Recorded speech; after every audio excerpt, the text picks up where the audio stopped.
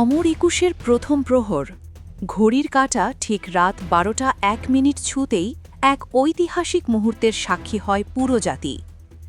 কেন্দ্রীয় শহীদ মিনারে দেখা গেল এক অভূতপূর্ব দৃশ্য। প্রধানমন্ত্রী তারিক রহমান একাই মূল বেদিতে উঠে ভাষা শহীদদের প্রতি পুষ্পস্তবক অর্পণ করেন।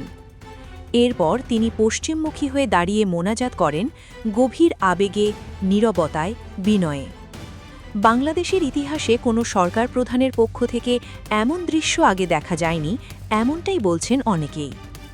রাষ্ট্রপতি মোহাম্মদ শাহাবুদ্দিনের শ্রদ্ধা নিবেদনের পর প্রধানমন্ত্রীর এই আধ্যাত্মিক দোয়া মুহূর্তেই সামাজিক যোগাযোগ মাধ্যমে ভাইরাল হয়ে যায়। অনেকে বলছেন এটি ছিল শুধুই আনুষ্ঠানিকতা নয়, ছিল হৃদয়ের গভীর থেকে আসা এক প্রার্থনা। এরপর বিরোধী দলীয় নেতা শফিকুর রহমানও তার সহকর্মীদের নিয়ে শহীদদের প্রতি শ্রদ্ধা জানান এবং দোয়া পাঠে অংশ নেন। রাজনৈতিক ভিন্নতা থাকলেও ভাষা শহীদদের প্রশ্নে যে ঐক্য, সেই বার্তাই যেন স্পষ্ট হয়ে উঠেছে এবারের একুশে।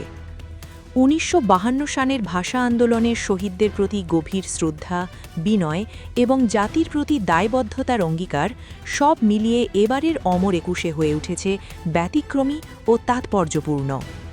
এই দৃশ্য কি আমাদের রাজনীতিতে নতুন সংস্কৃতির সূচনা?